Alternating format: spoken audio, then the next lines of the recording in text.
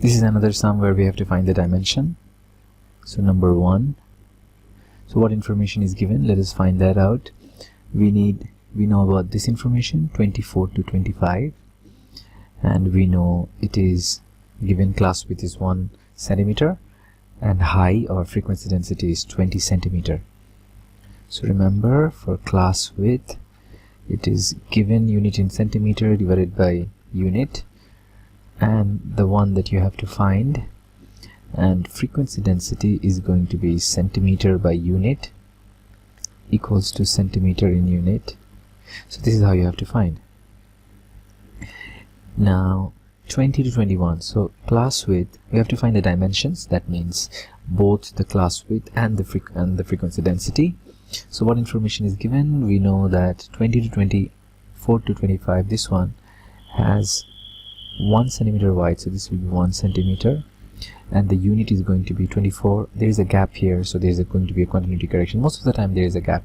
So 25 minus 25.5 minus 23.5 is going to be, shortcut method is 25 minus 24 is 1 plus 1 2. This would be 2 unit equals to. So we need to find information about this. That means it is going to be 20 to 21, this one. So we need the centimeter. This is unknown, the dimension, and we can find the unit of the class width. The unit of the class width is going to be 21.5 minus 19.5, or we can do 21 minus 20 is 1 plus 1 is 2. Therefore we can just simply cancel this 2 and write x equals to 1 centimeter.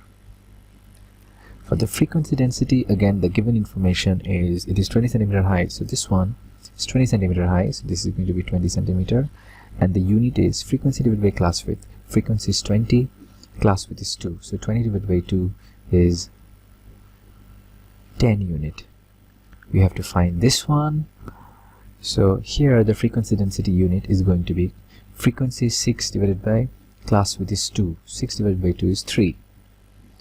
Therefore y would be equals to 20 into 3 cross multiply centimeter divided by 10, so this is going to be 6 centimeter. In number 2, again class width, the given information is 1 centimeter by 2 unit. We have to find this one.